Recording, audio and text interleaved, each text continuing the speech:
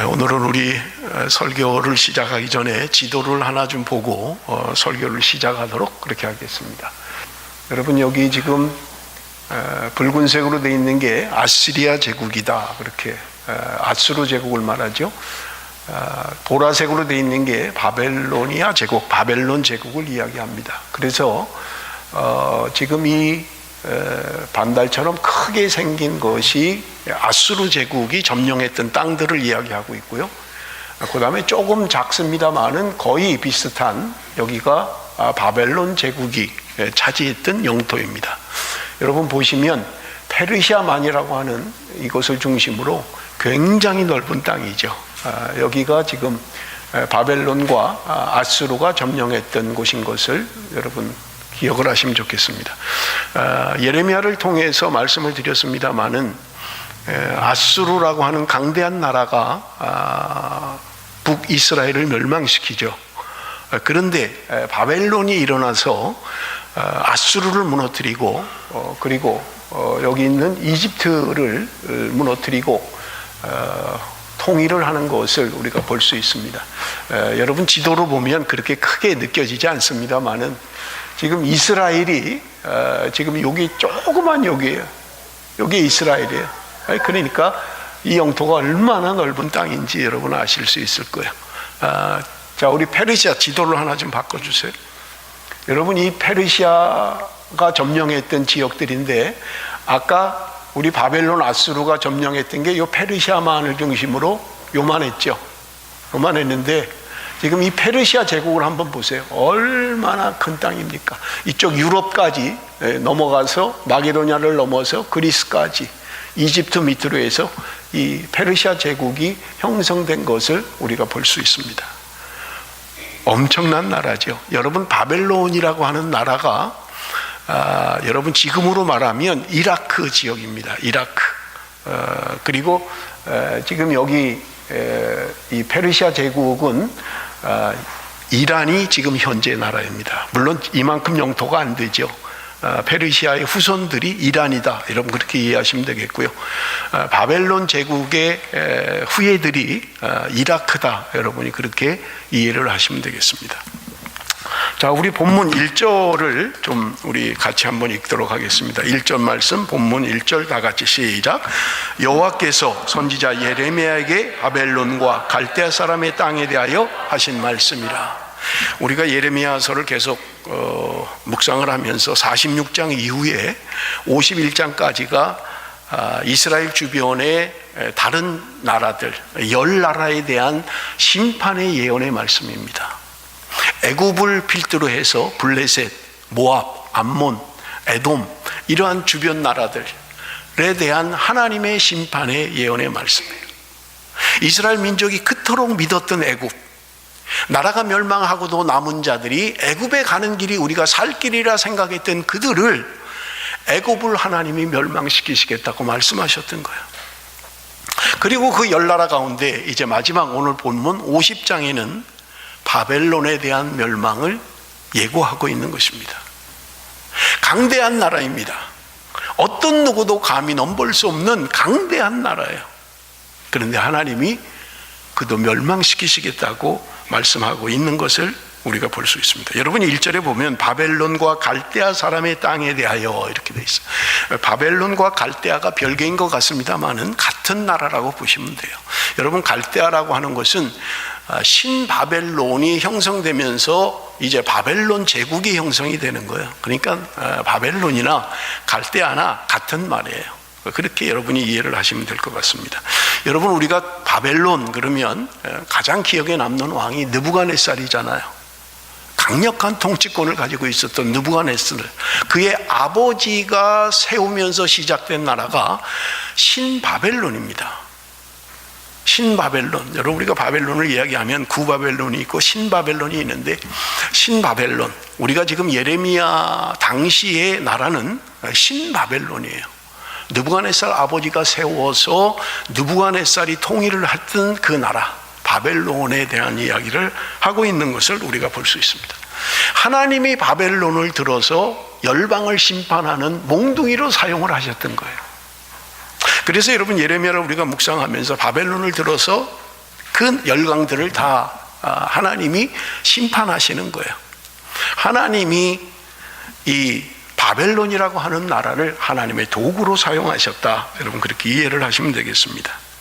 여러분 2절 말씀 우리 한번 봅니다. 2절 너희는 나라들 가운데 전파하라 공포하라 깃발을 세우며 숨김이 없이 공포하여 이르라. 바벨론이 함락되고 벨이 수치를 당하며 무로닥이 부스러지며 그 신상들은 수치를 당하며 우상들은 부스러진다 하라.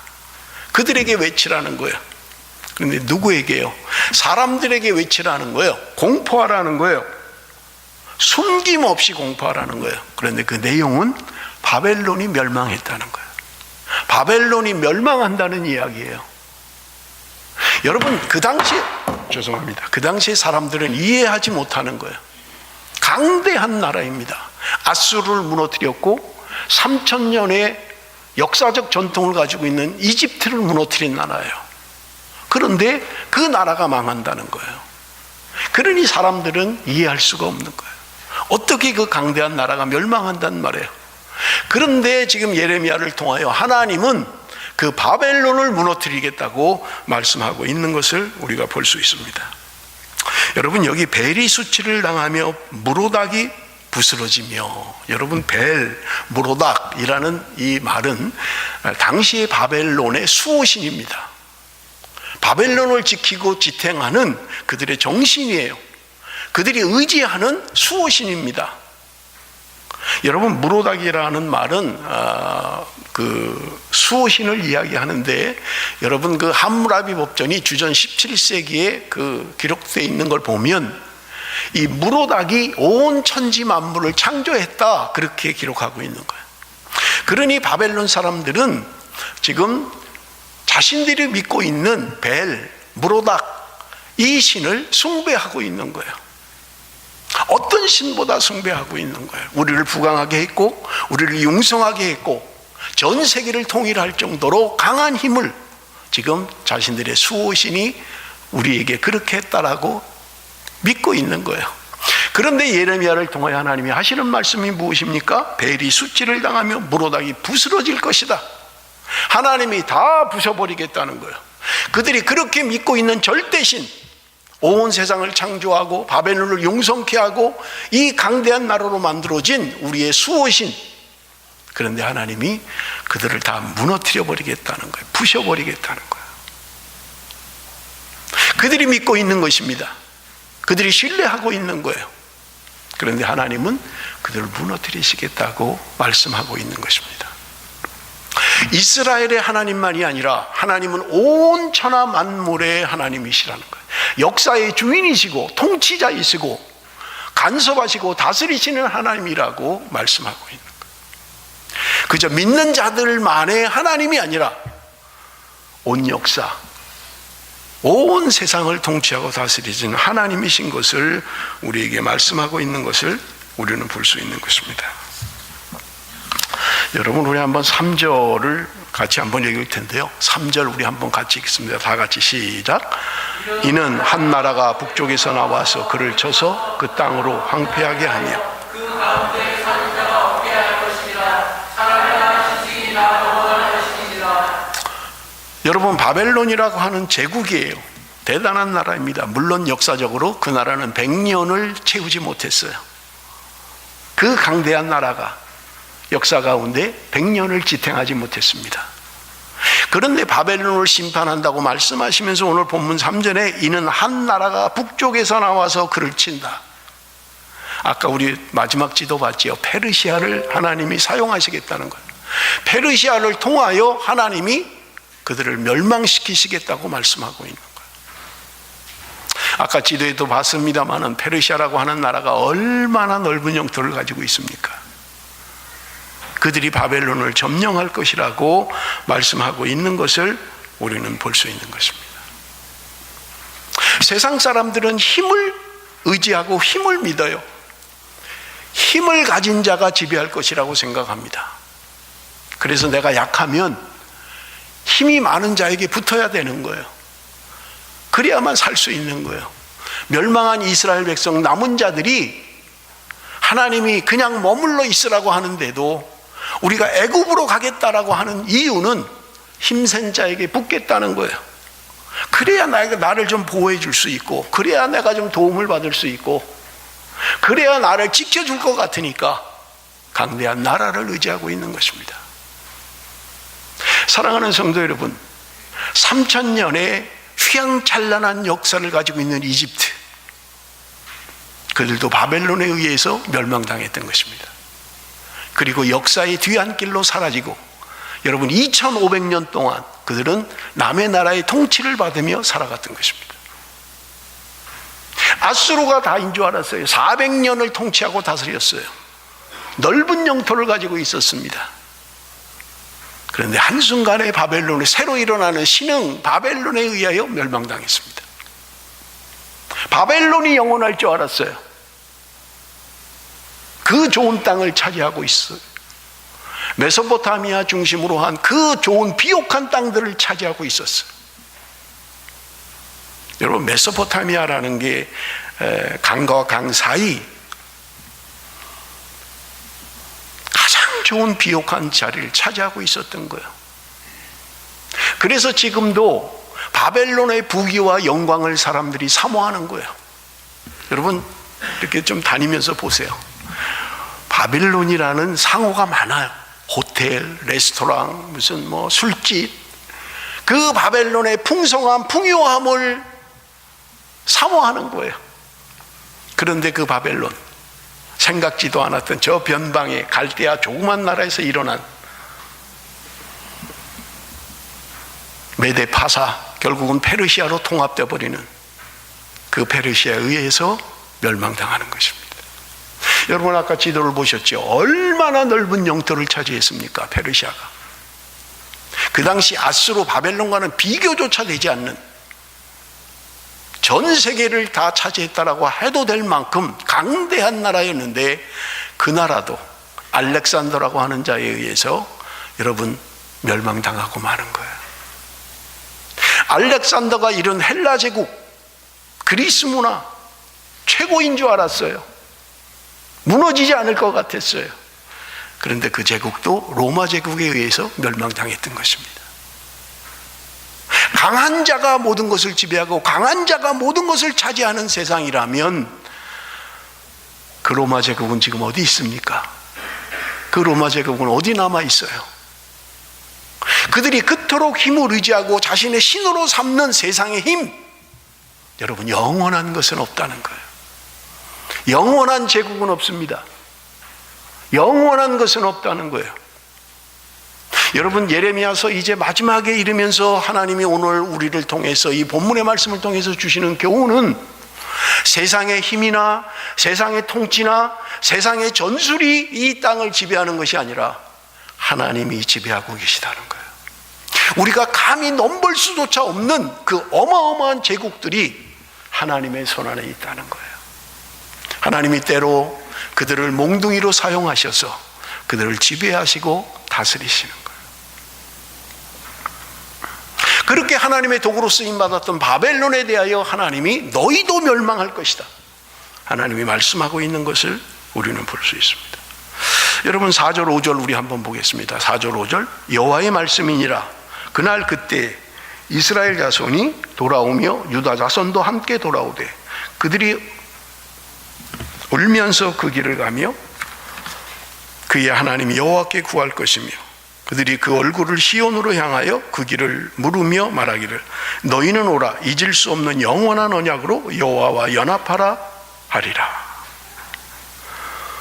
여러분, 바벨론의 멸망, 그것은 하나님의 백성들에게는 소망의 시간입니다. 이미 예레미야를 통하여 하나님은 말씀하셨던 거예요. 너희들이 바벨론 포로로 끌려가겠지만 70년이 돼서 시간이 되면 하나님이 그들을 돌이키시겠다는 거예요. 돌아오게 할 거라는 거예요. 어느 누구도 생각할 수 없는 거예요. 저 강대한 나라 바벨론을 무너뜨릴 수 있는 것이 없는 거예요. 그리고 그들이 다시 본국으로 돌아온다, 자기의 나라로 돌아온다, 누구도 그렇게 생각할 수 없는 거예요.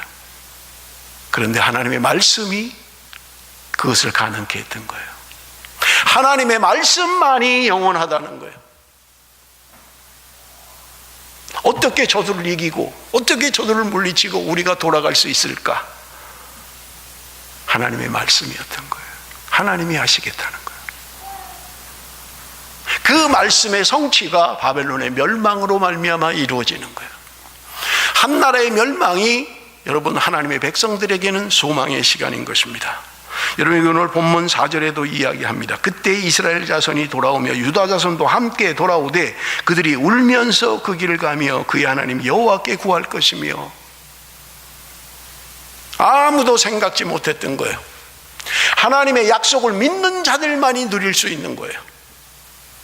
하나님의 약속을 붙드는 자들만이 누릴 수 있는 것입니다. 하나님의 말씀이 이루어지고 있구나. 하나님의 말씀대로 되는구나.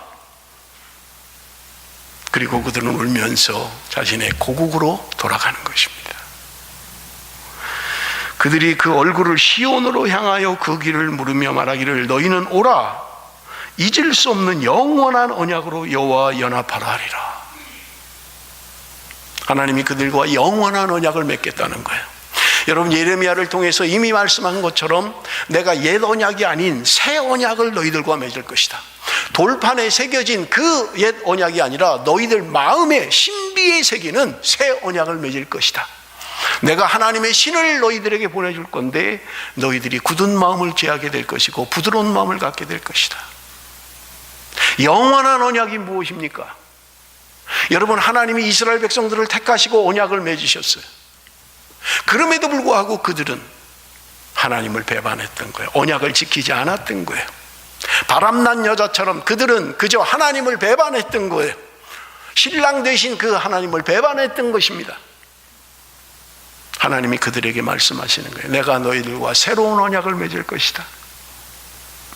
너희들의 마음에 너희들의 신비에 내가 새 언약을 맺을 것이다. 예수 그리스도의 죽음으로 말미암아 맺어지는 언약만이 영원한 언약입니다. 사람과 사람 사이에 맺은 언약이라고 하는 것은 하잘것없는 거예요. 여러분 우리 삶 속에서 드러나고 있고요. 역사가 증명하고 있고요. 내가 그 사람 그렇게 믿었는데 천만에요. 그 사람이 배반하는 거예요. 저 사람만은 아닐 줄 알았는데 아니요, 그 사람이 제일 먼저 할지도 몰라요. 누가 사람을 믿는단 말이에요? 무슨 사람과의 언약이 그렇게 소중하단 말이에요? 아닙니다. 예수 그리스도의 보혈로 말미암아 맺어지는 그 언약만이 영원한 언약이다. 그러면서 말씀하는 게 뭐예요? 여호와와 연합하라. 하나님과 새 언약을 맺는 백성들만이 하나님과 연합할 수 있다는 거예요. 사랑하는 성도 여러분, 우리는 하나님과 연합해야 될 사람들입니다. 그래야 살 수 있는 사람들이에요.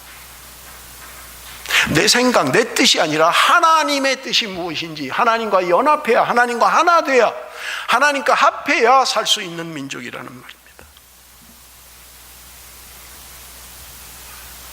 여러분 6절 말씀 우리 한번 좀 봅니다. 6절 말씀.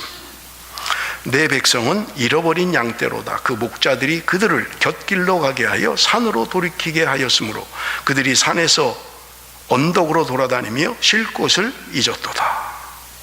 내 백성은 잃어버린 양떼로다.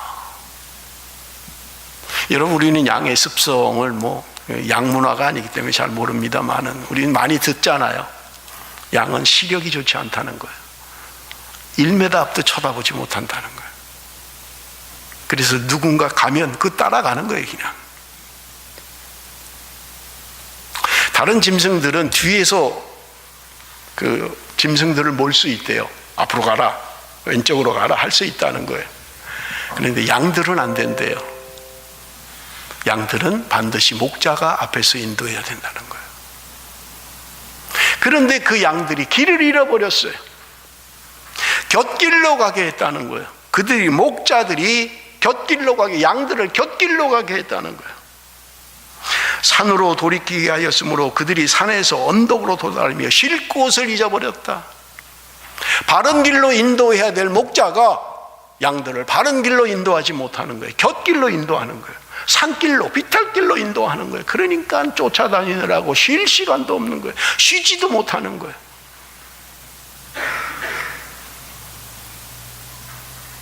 목자에 대한 책임을 말씀하고 있는 거예요. 지도자 된 사람은 반드시 그들을 바른 길로 인도해야 된다는 거예요. 엉뚱한 길로 타협하고 그래 그럼 그냥 그렇게 살아도 돼, 그냥 그렇게 편한 길로 가면 돼. 아닙니다. 바른 길로 인도해야 돼요. 하나님의 목자가 바른 길로 양들을 인도하지 아니하고 엉뚱한 길로 인도하면 양들은 쉴 곳이 없는 거예요. 여러분 7절 말씀 우리 한번 같이 읽어봅니다. 7절 말씀 다 같이 시작. 그들을 만나는 자들은 그들을 삼키며 그의 대적은 말하기를 그들이 여호와 곧 의로운 처소시며 그의 조상들의 소망이신 여호와께 범죄하였은즉 우리는 무죄하다 하였느니라. 무슨 말입니까? 그들을 만나는 자들은 그들을 삼키며 그의 대적은 말하기를 여호와 곧 의로운 처소시며 그의 조상들의 소망이신 여호와께 범죄하였은즉. 바벨론이 이스라엘 백성들을 그렇게 잡아서 먹고 잡아서 힘들게 하고 고통을 주고 하는데 그들이 하는 말이 뭐냐? 너희들의 하나님 의로운 처소시며 그의 조상들의 소망이신 여호와께 너희들이 범죄했다. 그래서 우리는 무죄하다는 거예요. 하나님이 지금 우리를 몽둥이로 도구로 사용하시는 거라는 거예요. 그러니 너희들 당하는 거는 당연해. 우리는 죄가 없어. 너희들이 하나님께 범죄했기 때문이야. 그래서 하나님이 우리를 몽둥이로 사용하셔서 너희들을 그저 침략하고 죽이고 감옥에 가두고 힘들게 해도 우리는 무죄해. 그렇게 말씀하고 있는 거예요. 자기는 죄가 없다는 거예요. 그렇게 이스라엘 백성들을 힘들게 하는데 자기는 죄 없다는 거예요. 여러분, 바벨론의 죄가 무엇입니까? 바벨론은 어떤 죄를 지었습니까? 여러분, 요한계시록에 바벨론에 대한 죄악상을 표현하고 있어요. 여러분, 요한계시록 18장 2절 말씀 우리 한번 봅니다. 요한계시록 18장 2절 말씀 다 같이 읽습니다. 시작. 힘찬 음성으로 외쳐 이르되 무너졌도다 무너졌도다 큰 성 바벨론이여 귀신의 처소와 각종 더러운 영이 모이는 곳과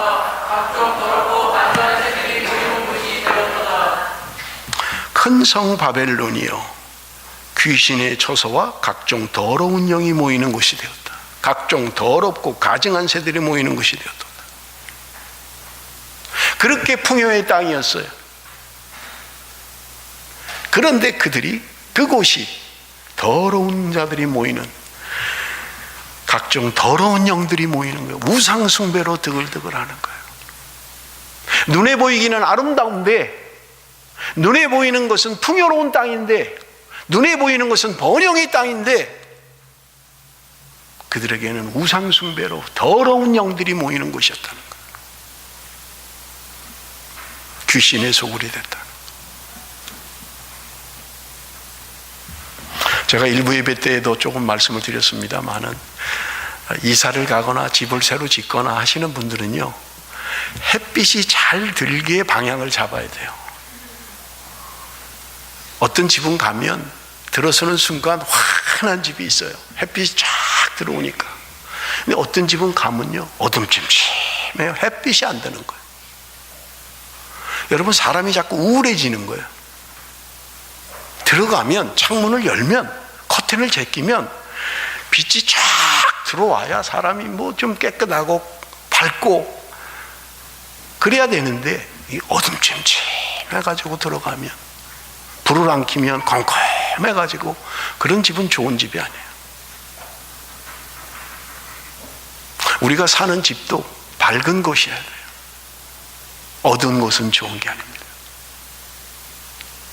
여러분이 이사를 간다면 집을 선택할 때 빛이 잘 드는 집인가, 태양이 어디서 떠서 어디로 지는가, 아침에 햇살이 쫙 들어올 수 있는 집, 그 집이 좋은 집이에요. 지는 쪽에 있으면 계속 잠만 자는 거예요. 해가 떴는데도 모르니까. 저녁 때 돼서 햇빛이 들어오니까 완전 밤낮이 바뀌어버리는 거예요. 좋은 집이 아니에요, 그런 집은. 아침에 눈을 떠서 블라인드를 제끼면, 커튼을 제끼면 따스한 햇살이 쫙 들어와요. 그래서 먼지가 막 보일 정도로 그래야 청소도 자주 하는 거예요. 잘 안 보이면 청소하는 거예요. 바벨론은 그렇게 번영의 땅이었고 그렇게 좋은 지역에 있는데 더러운 귀신들이 있는 곳에 더러운 영들이 지배하고 있는 거예요. 여러분, 두 번째로 바벨론의 죄가 무엇입니까? 요한계시록 18장 3절입니다. 그 음행의 진노의 포도주로 말미암아 만국이 무너졌으며 또 땅의 왕들이 그와 더불어 음행하였으며, 음행의 진노의 포도주로 말미암아 만국이 무너졌다는 거예요. 진노의 포도주가 되어버리고 말았다는 거예요. 여러분, 멸망한 도시들을 보십시오. 소돔과 고모라, 폼페이, 로마, 음행에 빠져서 그 강대한 로마, 외세의 침입보다 자체 무너져 버리는 거예요. 음행과 타락으로 말미암아 무너져 버리는 거예요. 여러분, 바벨론의 죄의 세 번째는 3절 하반절입니다. 땅의 상인들도 그 사치의 세력으로 치부하였도다 하더라. 돈을 많이 벌었어요. 잘 살게 됐어요. 그런데 그 부를 가지고 사치와 향락에 빠져버렸다는 거예요. 여러분, 18장 5절을 보십시오. 요한계시록 18장 5절 다 같이 읽습니다. 다 같이 시작. 그의 죄는 하늘에 사무쳤으며 하나님의 그의 위대한 일을 기억하시니라. 그의 죄는 하늘에 사무쳤으며, 바벨론의 죄악이 하늘에 사무쳤다는 거예요. 그 좋은 여건, 그 좋은 환경, 비옥한 땅, 하나님이 그들에게 행하신 것들인데 그들의 죄악이 하늘에 사무쳤다는 거예요. 여러분, 현대인의 세 가지 우상이 있습니다. 바벨론의 세 가지 우상과 같이 현대인의 세 가지 우상이 있는데, 여러분, 디모데후서 3장 2절에서 4절에 보면 현대인들은 자기를 숭배한다는 거예요. 자기를 사랑하는 거예요. 쾌락을 숭배하는 거예요. 돈을 숭배하는 거예요. 이것이 현대인의 세 가지 죄악이라는 거예요. 자기를 숭배해요. 자기 중심이에요. 자기만 아는 거예요. 쾌락을 숭배해요. 돈을 숭배하는 것입니다. 여러분, 영국 BBC 방송이 발행하는 과학기술 전문 월간지 포커스라고 하는 그런 잡지에서 35개국 나라를 대상으로 해서 세계 7대 죄악, 정욕, 탐식, 탐욕, 나태, 분노, 시기, 교만, 7대 죄악을 나라별로 조사를 했어요. 우리 한국은 뭐가 1등일까요? 우리 한국이 1등한 게 있어요. 세계 1위. 죄악. 7대 죄악 가운데 한국이 세계 1위예요. 이것에 관한 한 어떤 나라도 따라오지 못하는 그 죄악이 뭔지 아세요? 정욕입니다. 정욕의 죄악이에요. 포르노 1위. 포르노 수출 1위 한국이에요. 대한민국이에요. 여러분, 대한민국이 언제부터인가 음란하고 타락한 나라가 돼버린 거예요. 제가 호주를 올 때만 해도 그렇게 범죄하는 나라가 아니었어요. 호주에 와서 한 10년쯤 있다가 한국을 가니까 이 전철역에 뭐 막 떨어져 있어요. 명함 같은 게. 뭔가 이렇게 보니까 나는 알지도 못하는 무슨 방이 그렇게 많더라고요. 무슨 방. 제가 있을 때는 그런 게 별로 없었어요. 뭐 비디오 방, 노래방, 뭐 별 방. 그러다가 언젠가 또 한국을 나가니까 또 막 그냥 막 전철 타려고 가면 막 그냥 수북이 쌓여 있는 거예요. 전부 다 벗고 있는 여자들. 음란과 더러운 정욕의 나라가 돼버리고 만 거예요. 포르노 1위. 여러분, 우리 8절 말씀을 한번 같이 읽습니다. 8절 말씀 다 같이 읽습니다. 시작. 너희는 바벨론 가운데서 도망하라. 갈대아 사람의 땅에서 나오라. 너희는 바벨론 가운데서 도망하라. 갈대아 사람의 땅에서 나오라. 여러분, 그곳은 번영의 곳이에요. 풍성한 곳입니다. 그런데 하나님은 그들에게 말씀하시는 거예요. 도망하라는 거예요. 그 땅에서 나와야 된다는 거예요. 그 음란하고 더러운 땅에서 나와야만 살 길이 있다는 거예요. 여러분, 거기가 우리가 살 곳이잖아요. 그런 풍성하고 그런 풍요롭고 그런 아름다운 곳인데 하나님 말씀하시는 거예요. 떠나라, 도망해라. 번영을 추구하고 풍성한 삶이 보장되고 쾌락이 있고 우상이 드글거리는 그곳, 그것으로부터 도망해야 된다는 거예요. 그래야 살 수 있다는 거예요. 나와야 된다는 거예요. 거기서. 사랑하는 성도 여러분, 오늘 내가 거기에 묻혀 살고 있지는 않습니까? 내 평생의 소원, 바벨론을 꿈꾸며 그의 풍성과 그의 풍요와 그것을 꿈꾸고 살고 있지는 않습니까? 그 더러운 탐욕의 도성에서 나와야 된다는 거예요. 더러운 우상의 도성에서 나와야 된다는 거예요. 여러분, 지금 내가 가는 길이 혹시 그곳을 향하여 가고 있지는 않습니까? 도망쳐야 됩니다. 나와야 됩니다. 그것을 추구해서는 안 된다는 말입니다. 여러분, 우리 9절 10절 마지막 말씀 우리 한번 같이 읽습니다. 9절 10절 다 같이 읽습니다. 시작. 보라, 내가 큰 민족의 무리를 북쪽에서 올라가게 하여 바벨론을 대항하게 하리니 그들이 대열을 벌이고 쳐서 정복할 것이라. 그들의 화살은 노련한 용사의 화살 같아서 허공을 치지 아니하리라. 갈대아가 약탈을 당할 것이라. 그를 약탈하는 자마다 만족하리라. 여호와의 말씀이니라. 큰 민족의 무리를 북쪽에서 올라오게 하여 바벨론을 대항하게 할 것이라는 거예요. 아까 지도에도 봤습니다마는 페르시아라고 하는 강대한 나라가 일어나는 거예요. 시작은 조그만 곳이었어요. 조그만 도성, 누구도 잘 알아보지도 못하는 조그만 그 도성에서 시작한 나라가 강대한 나라가 되어서 바벨론을 침공하겠다는 거예요. 그런데 여러분 어떻습니까? 그들의 화살은 노련한 용사의 화살 같아서 허공을 치지 아니하리라. 명사수들이라는 거예요. 화살을 뽑아서 쏘면 허공으로 날아가는 살이 없다는 거예요. 전부 다 백발백중이에요. 명중하는 거예요. 그렇게 바벨론을 무너뜨릴 것이라고 오늘 성경은 우리에게 말씀하고 있는 것입니다. 사랑하는 성도 여러분, 저는 말씀을 준비하면서 지금 이 예레미야의 시대가 어쩌면 그렇게 지금 이 시대를 반영하고 있는지요? 무엇을 의지합니까?